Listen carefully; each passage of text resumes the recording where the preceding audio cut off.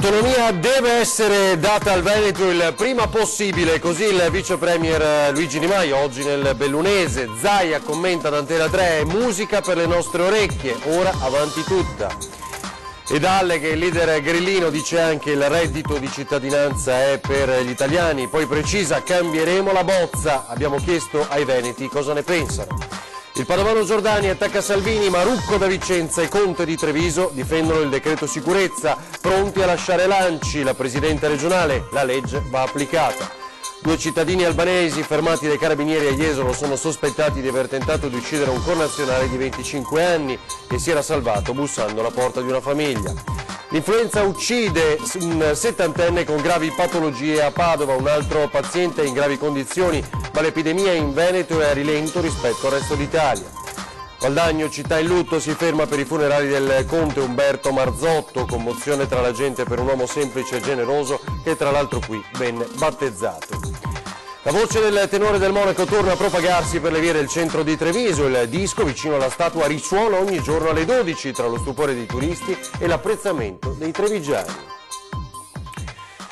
Buonasera, ben ritrovati in diretta con l'informazione di Antena 3, questo è il telegiornale del Veneto. Nel Bellunese ancora una volta Luigi Di Maio, proprio come aveva promesso qualche settimana fa, torna a incontrare la popolazione colpita dall'alluvione di ottobre-novembre.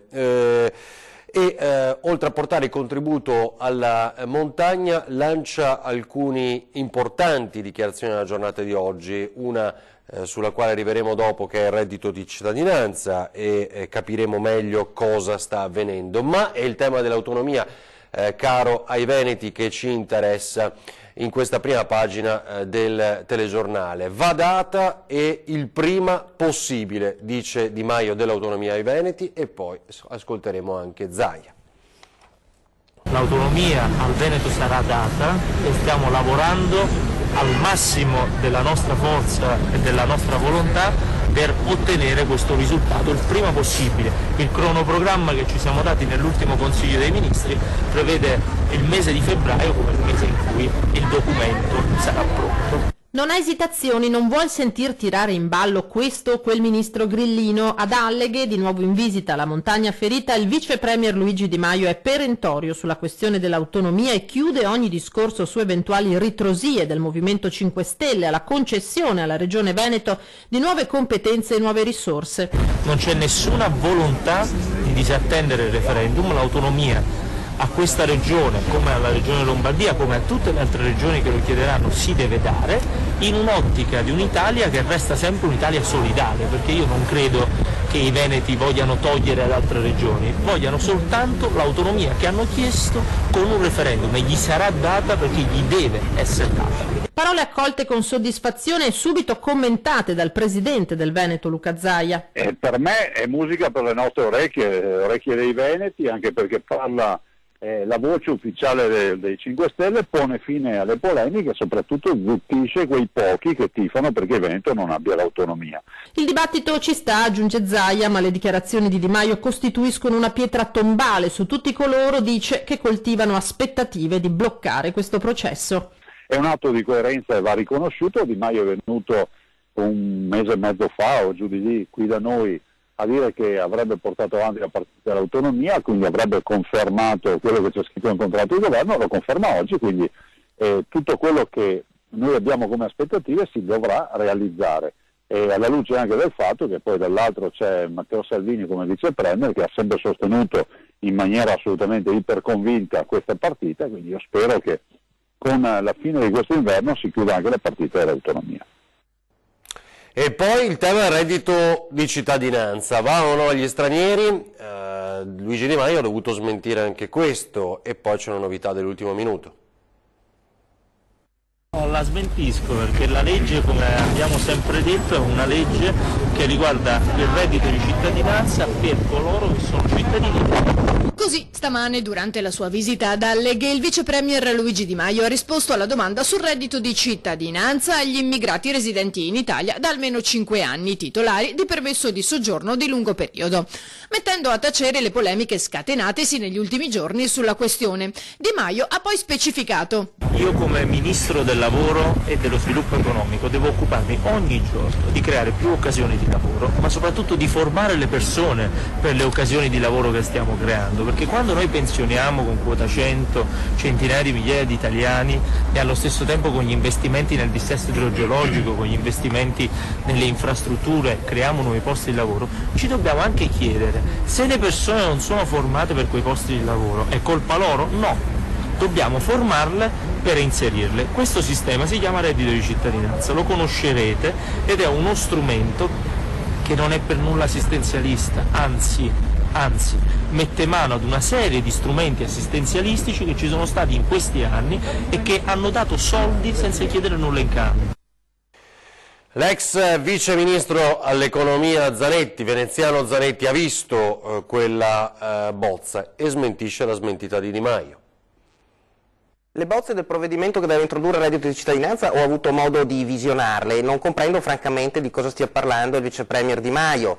È assolutamente pacifico in quel testo che anche i cittadini stranieri possano prendere il reddito di cittadinanza, c'è il requisito di residenza in Italia da almeno 5 anni, ma attenzione, quel requisito è richiesto a tutti, anche agli stessi italiani. Quindi, per esempio, un italiano che negli ultimi 5 anni è stato all'estero, ad esempio un nostro giovane è andato in Inghilterra a fare il cameriere o quant'altro, torna in Italia, non avendo il requisito dei 5 anni, in attesa di trovare lavoro, il reddito di cittadinanza non lo prende, mentre ovviamente un cittadino comunitario romeno piuttosto che bulgaro, solo per fare degli esempi, risiedendo da 5 anni lo prenderà, è pacifico nelle bozze.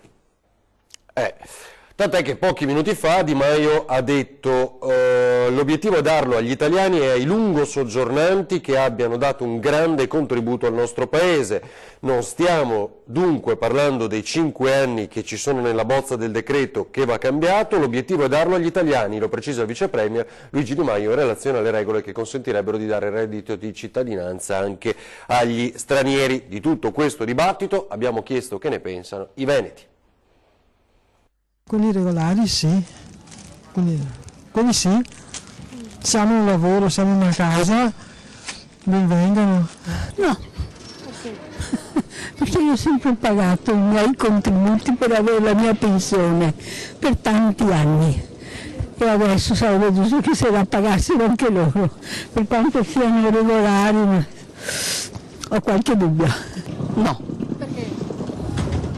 perché pensiamo a noi altri, ai nostri italiani. Ci sono casi veramente che bisognerebbe aiutare, non loro. Stiano a casa loro, si lamentano, vogliono casa, lavoro, donne, vogliamo dare anche quello. E se sono regolari sì, non c'è problema. Se pagano tasse, rispettano le nostre leggi, non c'è problema. E lei cosa ne pensa? Sono d'accordo, non vedo perché non dovremmo darlo anche a loro. Alla fine sono cittadini come noi, quindi non vedo perché questa misura non debba essere estesa anche a loro. No, proprio per niente. Perché? Perché insomma, prima che trovino un lavoro, per in 5 anni non essere riusciti a trovare un lavoro mi sembra una cosa impossibile. Per cui proprio farle regole alle spese nostre non mi sembra il caso. Sì. Perché? Perché se lo meritano, sono cittadini italiani, per cui va bene che vivano loro decorosamente. Beh, quelli regolari sì, quelli sì, siamo in un lavoro, siamo in una casa, ben vengano. No, assolutamente no, ma neanche gli italiani però, perché meglio che vadano a lavorare. Su questo non sono d'accordo. Le altre cose sì, che hanno fatto questo governo, che sta facendo questo governo qua. Speriamo che continui. E ora lo scontro tra sindaci italiani ma anche veneti sull'applicazione del decreto sicurezza. Il padovano Giordani è pronto a entrare nelle file dei ribelli, il leghista Mario Conte da Treviso invece attacca l'ANCI, pronti ad andarcene se l'associazione non prende le distanze da chi viola la legge, ma è vero anche che a differenza dell'ANCI nazionale l'ANCI Veneto dice che la legge va rispettata. Scontro tra i sindaci, l'applicazione del decreto Salvini spacca il fronte dei primi cittadini veneti, i leghisti salgono sulle barricate per difenderlo, dal PD si invoca il rispetto della legge ma con dei distinguo, se dal Viminale non arriva una risposta affermativa alle reiterate richieste di confronto di ANCI, per noi sarà inevitabile valutare tutti i modi per mitigare gli effetti negativi sul territorio di norme sbagliate dal sapore propagandistico, tuona il primo cittadino di Padova, Sergio Giordani, che nelle scorse ore era stato invece molto più cauto, prudente ma critico il sindaco di Noventa Padovana e segretario regionale del Partito Democratico Alessandro Bisato. La legge si rispetta, secondo me, da sindaco e da rappresentante delle istituzioni. Altro è dire che un decreto che si chiama sicurezza in realtà creerà maggiore insicurezza. Ci sono 10.500 persone che dalla sera alla mattina non diventeranno invisibili, non saranno rimpatriati di lì a una settimana, a quel punto uscendo da un sistema di gestione collettiva andranno a ingrossare le fila di chi vaga nei nostri territori. Da Treviso, che ha registrato la prima espulsione dal territorio grazie alle nuove norme, il leghista Mario Conte attacca i colleghi ribelli accusandoli di farsi solo propaganda. Una mera strumentalizzazione da parte di coloro che rappresentano quel partito che in realtà aveva riempito le città di clandestini e di richiedenti asilo con delle politiche assolutamente senza logiche, che hanno creato un sacco di disagi e che i cittadini ben conoscono. Il decreto Salvini è la risposta concreta alla nostra richiesta d'aiuto, commenta Francesco Rucco, sindaco di Vicenza. Chi dice il contrario lo fa perché è politicamente strumentalizzato, perché il partito glielo chiede. L'Anci Veneto invita al rispetto della legge. Antonio De Caro, presidente dell'Anci nazionale, va invece allo scontro con Salvini. All'Associazione dei Comuni Conte chiede di prendere le distanze dai ribelli, altrimenti, dice, i sindaci della Lega rifletteranno sull'opportunità di rimanere nell'associazione. Non si può sposare queste posizioni di non applicare le leggi dello Stato. Credo che chi lo fa deve essere considerato un fuorilegge e non può sicuramente parlare a nome di un'associazione dei comuni. Un morto a Padova per l'influenza stagionale, diffonde la notizia la Regione. Si tratta di un paziente settantenne affetto da altre patologie, residente nel territorio dell'ULSS 6, dove si è registrato anche un caso di paziente colpito da gravi complicazioni. La fascia più interessata è quella dei bambini da 0 a 4 anni, complessivamente però l'incidenza del virus è al momento molto contenuta, fa sapere la Regione. Il picco è atteso tra la fine di gennaio e l'inizio di febbraio. Fermati i presunti autori del tentato omicidio di un giovane albanese a Jesolo, sono 2 connazionali. Sono 2 albanesi di 32 e 46 anni ad essere ritenuti gli autori del tentato omicidio del connazionale di 25 anni ferito con 2 colpi d'arma da fuoco 2 notti fa in comune di Jesolo. Nella tarda serata di mercoledì i carabinieri hanno sottoposto a fermo di indiziato di delitto i 2 uomini, entrambi pregiudicati, portati nel carcere di Venezia in attesa dell'udienza di convalida del provvedimento giudiziario. Sulla coppia graverebbero pesanti indizi di colpevolezza per un reato ancora senza movente. I 2 avrebbero sparato al connazionale colpendolo gravemente all'addome, alla gamba destra e poi l'avrebbero lasciato quasi agonizzante lungo la strada arginale che da Eraclea porta a Jesolo. La chiamata ai carabinieri è arrivata intorno alle 2:30 della scorsa notte. La voce era quella di una donna allarmata perché qualcuno suonava con insistenza all'abitazione dei suoi genitori in via Massaua, a Jesolo. Si trattava del giovane ferito che, sanguinando copiosamente, si era attaccato al primo campanello per chiedere aiuto. Allertati dai militari sul posto si sono precipitati gli operatori del 118 che hanno trasportato il 25enne all'ospedale di San Donà, dove è stato sottoposto d'urgenza a un intervento chirurgico. Le sue condizioni restano gravi, ma non è in pericolo di vita. I carabinieri della compagnia di San Donà, titolari dell'indagine, attendono che il giovane sia in condizioni di chiarire le ragioni della sparatoria sotto i cui colpi ha rischiato di perdere la vita. Attorno alle 14 di oggi un autoarticolato che trasportava verdura è uscito di strada autonomamente finendo nella scarpata adiacente la carreggiata. L'incidente a Caselle nel comune di Somma Campagna non ha provocato danni all'autista, invece in questo video diffuso su Facebook da Marco Antonio Piva, sempre nel veronese, ad Affi, questa è l'uscita autostradale poco prima appunto del casello di Affi, un'auto a fuoco, come vedete una famiglia si è salvata per miracolo. Torniamo al camion, vi dicevamo a Caselle Somma Campagna, a seguito dell'urto uno dei serbatoi di questo tir è rimasto danneggiato ed è uscita una certa quantità di gasolio depositatosi nello scolo della strada. I vigili del fuoco sono subito intervenuti per mantenere la sicurezza sul luogo fino al recupero del mezzo pesante con un'auto gru. Ora nel Vicentino un'intera famiglia in ospedale intossicata dalle esalazioni di monossido di carbonio. Cartigliano, 4 persone, papà, mamma e 2 figli di 10 e 15 anni, sono state ricoverate in ospedale per sintomi di intossicazione da monossido di carbonio. I 4 erano nella loro abitazione quando, durante la notte, si sono sentiti male. Immediato il ricovero per la madre e i figli, le condizioni sono serie, tanto che sono stati sottoposti a terapia in camera iperbarica e ora sono in prognosi riservata. Indagini in corso per stabilire le cause che hanno portato alla produzione di monossido di carbonio in quantità tale da provocare l'intossicazione. Un cittadino tedesco di 35 anni è rimasto gravemente ferito precipitando al suolo con il proprio deltaplano a Borso del Grappa. Il giovane è ora ricoverato in ospedale a Treviso in terapia intensiva neurochirurgica. Secondo quanto appreso da alcune testimonianze, l'uomo in fase di atterraggio in un campo riservato agli appassionati soliti decollare dal Monte Grappa avrebbe perso il controllo della vela precipitando al suolo da un'altezza di una ventina di metri. Soccorso al suo è stato portato al Caffoncello, sul posto anche i carabinieri.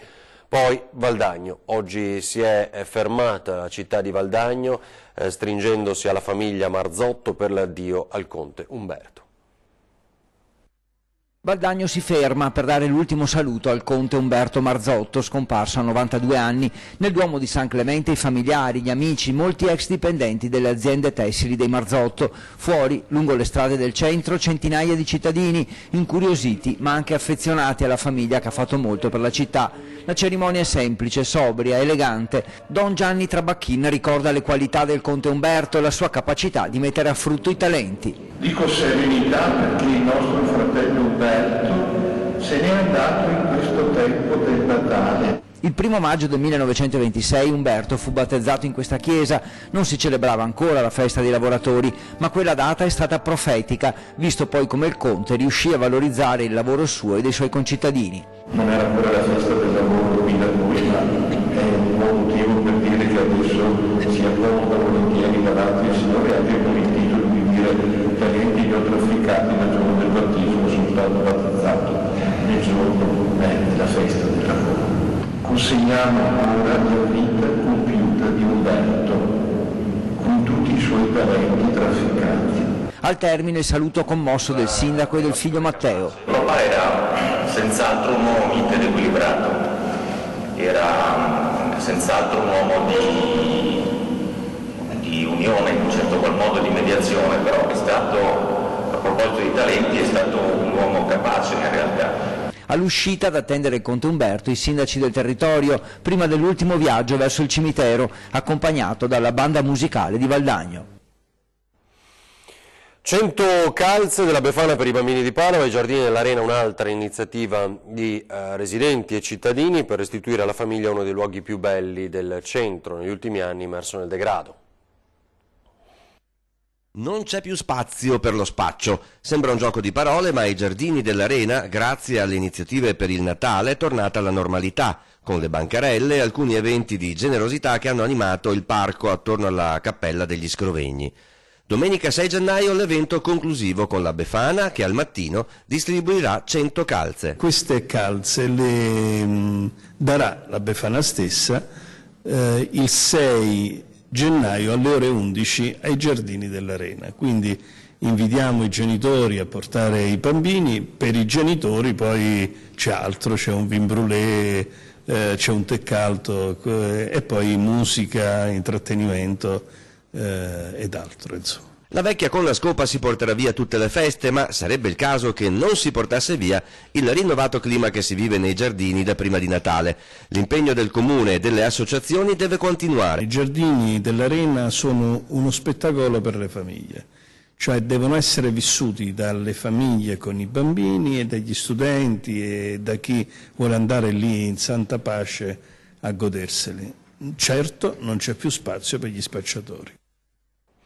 Pochi istanti di pubblicità, poi altre novità e una segnalazione dei telespettatori.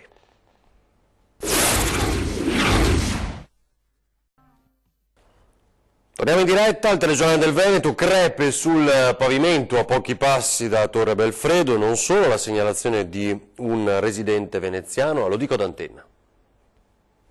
Transitando l'altro giorno con un amico, fatalità ingegnere, guardavamo appunto il calpestio qui delle piastrellature di Riviera Magellano e abbiamo visto delle crepe significative che ci hanno subito preoccupato, nel senso che qui c'è il canale, qui c'è questo po' di condominio che ormai è chiuso da un bel po' di tempo, che appunto precedentemente c'era un bel parco per i cittadini. E praticamente, molto probabilmente, io non sono un ingegnere statico che posso dare delle lucidazioni del caso, però molto probabilmente questa struttura qui, essendo di una certa, diciamo, consistenza, spinge proprio la piastrellatura verso il canale e ci sono delle crepe, cioè, sarebbe auspicabile una verifica del caso. Questo dunque è lo scenario che si trova davanti chi passeggia in Riviera Magellano nel cuore del centro mestrino. Non solo le crepe segnalate da uno dei residenti che potrebbero ampliarsi nel tempo, ma un palazzo fatiscente spesso meta di sbandati e di cui nessuno sembra volersi occupare. Questa zona è un momentino una zona borderline, nel senso che anche nella parte di via San Pio X ci sono degli homeless che campeggiano dentro appunto la discesa dei garage. Questo ambiente è stato così lasciato in balia di se stesso. Adesso non so se ci siano dei fallimenti, se ci siano delle problematiche, però certo che avere un ambiente così nel cuore di Mestre in queste condizioni insomma veramente qualcosa che proprio porta al degrado anche dove non c'è. È giusto prendere mano insomma e tenere sotto controllo questa zona. Vacanze natalizie al lavoro nei luoghi colpiti dall'alluvione del Bellunese per un gruppo di scout di Campo d'Arsego. Allora, noi siamo il clan Carpe Diem di Campo d'Arsego in provincia di Padova e siamo venuti per risistemare una vecchia strada. Hanno raccolto tronchi, rastrellato rami, sono entrati in contatto con il disastro che a fine ottobre ha flagellato molte zone del Veneto, ma in particolare la montagna. Soranzen, Dicesio Maggiore, Belluno. Qui il clan Carpe Diem di Campo d'Arsego, gruppo scout di ragazzi tra i 16 e i 20 anni, ha trascorso 2 giorni durante le vacanze di Natale e il risultato è evidente. Si stanno confrontando sul tema dell'ambiente e stanno cercando di capire cosa sia accaduto in quei giorni. E ci siamo voluti rendere utili attraverso la riapertura e la sistemazione di un vecchio sentiero che non veniva utilizzato da anni ma che si rivelerà indispensabile adesso per alcune persone che vivono in una zona che è stata isolata dal maltempo. La furia del torrente Caorame a fine ottobre ha distrutto il ponte di collegamento e chiuso la via accessibile alle auto. 5 le famiglie isolate in località Busa. Chi è rimasto era raggiungibile solo attraverso un pericoloso sentiero che l'inverno rende ancora più ostico. Lavoro ininterrotto per 1 giorno e mezzo, ma alla fine ecco il risultato. Liberati 400 metri della vecchia strada, raggiungere il borgo di Busa adesso è un po' più facile. Torna a cantare Del Monaco, la sua statua nel pieno cuore di Treviso tra lo stupore dei turisti.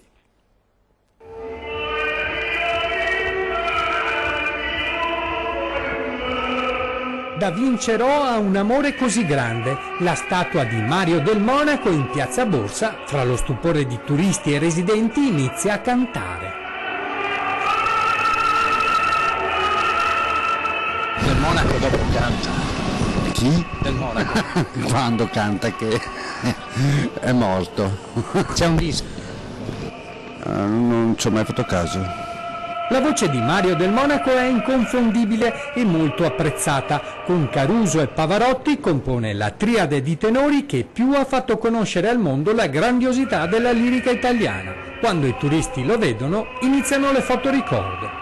Quest'opera era finita nel mirino anche della giunta Manildo, spinta da un malumore cittadino. Si parlava di spostarla e di cambiarne il piedistallo, ma nonostante tutto è rimasta sempre al suo posto. Ma sul piedistallo forse questo si poteva far di meglio. L'idea che possa cantare? La statua del Monaco? Ma sa, del Monaco ha sempre cantato, o mi sbaglio. E comunque non bisogna mai prendersi troppo sul serio nella vita, e quindi perché no? Oggi che la statua di Mario del Monaco con il suo bel basamento tombale in occasione delle feste natalizie come d'incanto inizia a cantare, fioccano di nuovo le polemiche. Chi pensa che le cantatine Meridiana e Serale superino il limite del buon gusto, chi malgrado tutto sembra apprezzare. A mezzogiorno inizia anche a cantare. Cioè, quindi è una statua parlante, perché a Parma c'è adesso il progetto delle statue parlanti, non so se lo sa. Dunque non è un'iniziativa di cattivo gusto? No, secondo me no, anzi. A noi piace la musica, la lirica, la classica, e quindi ci fa piacere ascoltarlo, sicuramente. È una bella iniziativa allora? Sicuramente sì, per noi sì. Si chiama Mario del Monaco. Secondo lei è una bella iniziativa questa? Ottima iniziativa, direi.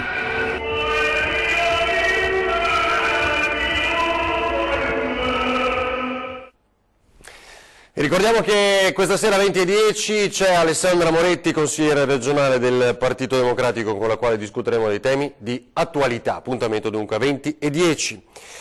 Resta ora il tempo per mostrarvi un presepe che abbiamo girato a Vidor tra le nostre segnalazioni, poi le previsioni meteo. Grazie, buona serata.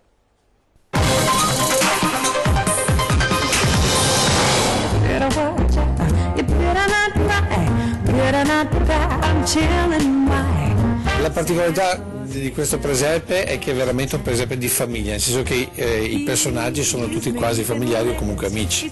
Sì, è familiare perché mia mamma fa i dolci, mia figlia va a cavallo, c'è l'amico che fa la pizza, un altro amico che vende il vino, lo produce. Ma come siete riusciti a ottenere le statuette personalizzate? Le statuette sono napoletane, viene mandata la foto a Napoli e poi viene riprodotta. Perché avete fatto questa scelta di renderlo così familiare?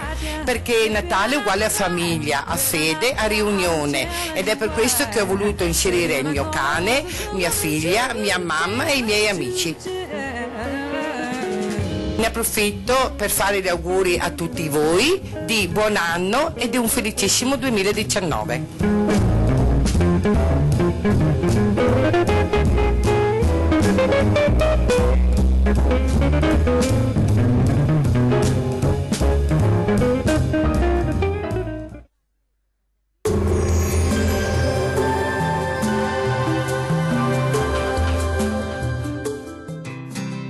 L'Unic Star, le uniche pagliette antibatteriche in commercio, prodotte anche per i marchi più importanti, sia nazionali che internazionali.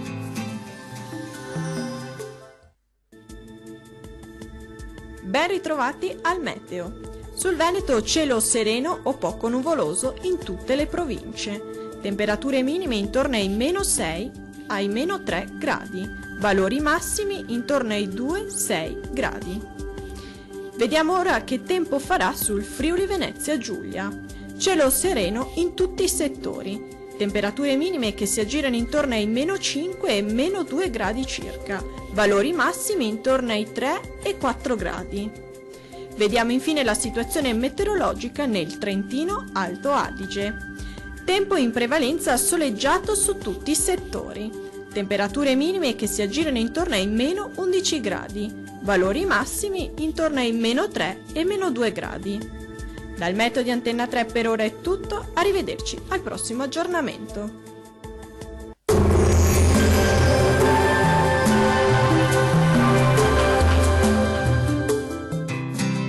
L'Unic Star, le uniche pagliette antibatteriche in commercio, prodotte anche per i marchi più importanti, sia nazionali che internazionali.